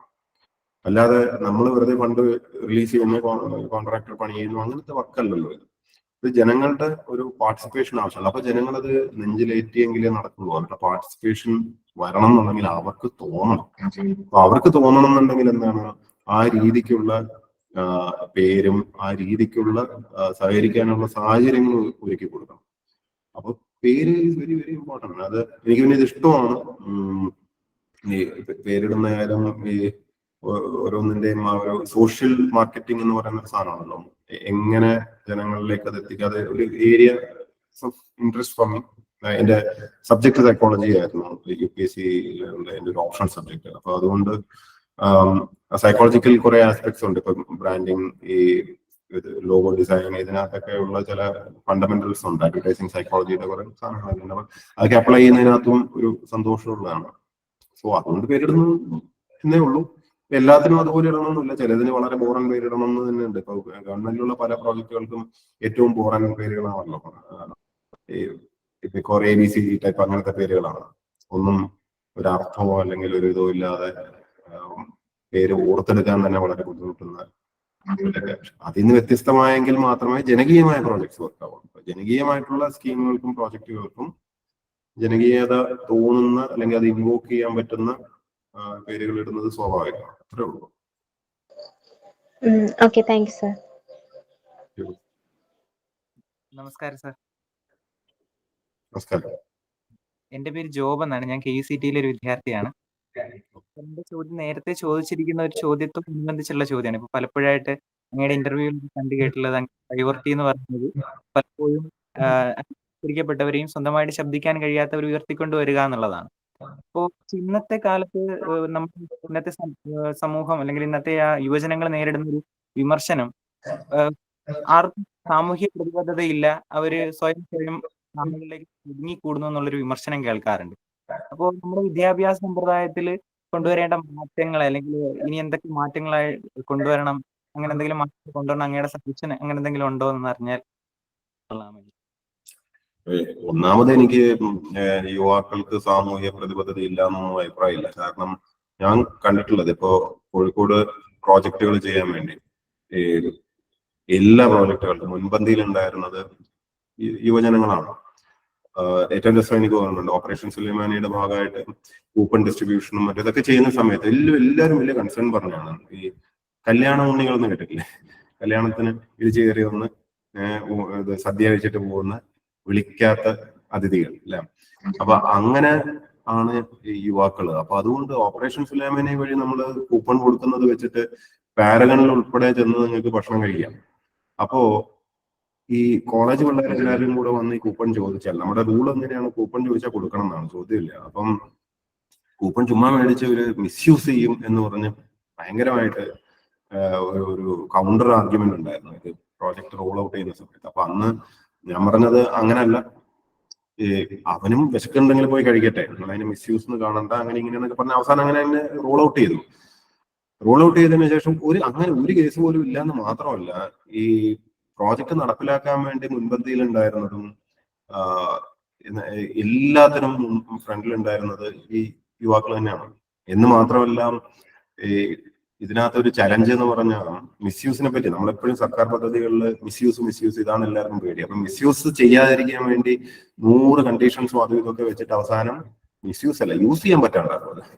അപ്പൊ ആ ഒരു ലെവലിലേക്ക് പോകുന്നതിന് വരെ നമ്മൾ വിശ്വാസം കാണിക്കണം. വിശ്വാസം കാണിച്ചൊരു പ്രോജക്റ്റ് ടേക്കപ്പ് ചെയ്ത് കഴിഞ്ഞപ്പോൾ ഞങ്ങൾ കണ്ടൊരു സംഭവം എന്ന് പറഞ്ഞാൽ, ഈ പ്രോജക്റ്റിൽ തന്നെ ഇപ്പൊ നമ്മളിപ്പോ ഒരു ഹോട്ടലിൽ പോയി ഭക്ഷണം കഴിക്കാൻ പലർക്കും ധൈര്യമില്ല. അവരെ ഇറക്കി വിടുമെന്ന് പറഞ്ഞാൽ അവർക്ക് പേടി. കൂപ്പണും കൊണ്ട് ഞാൻ ചെന്നാലും എന്നെ ഇറക്കി വിടുവോ, അങ്ങനെ ഒരു സംശയവും പേടിയൊക്കെ ഉണ്ട്. അപ്പൊ അവർക്ക് കോൺഫിഡൻസ് കൊടുത്ത് അവിടേക്ക് കൊണ്ടുപോയതും ഒക്കെ ഈ യുവാക്കളാണ്, യുവതികളാണ്.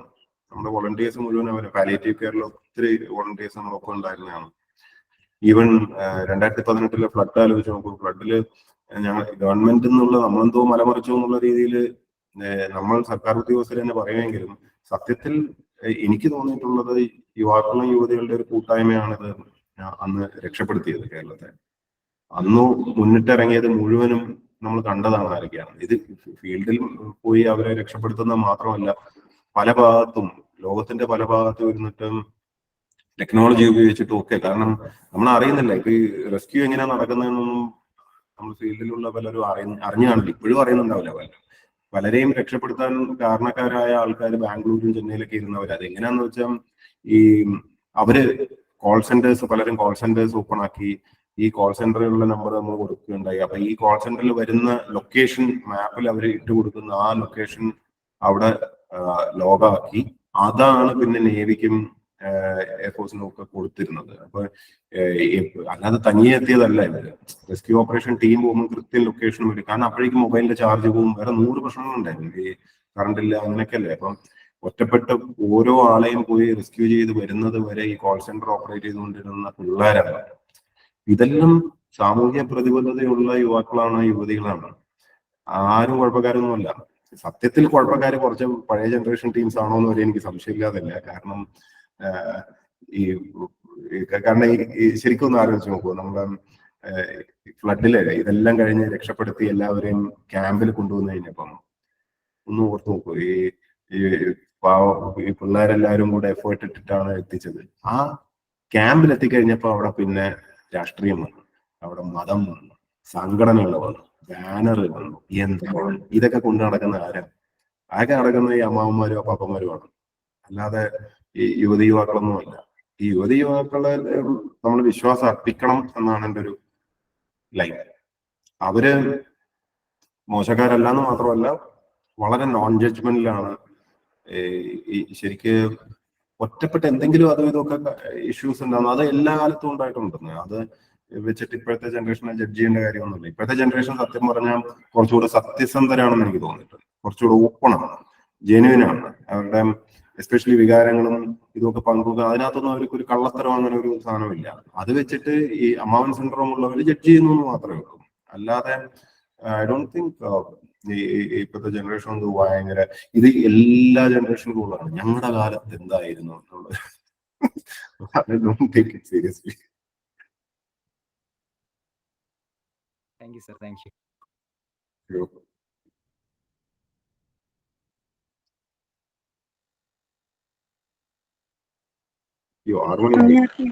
ചോദിക്കാനുണ്ട്. 6 മണിയായി. ഒരു ഓക്കെ സാർ, കൺക്ലൂഡ് ചെയ്യാം. അടുത്തതായി കൃതജ്ഞത രേഖപ്പെടുത്തുന്നതിനായി നീതി ടീച്ചറിനെ ഏറെ സ്നേഹത്തോടെ സ്വാഗതം ചെയ്യുന്നു. ഏവർക്കും നമസ്കാരം. കേൾക്കാമല്ലോ? കേൾക്കാം ടീച്ചർ.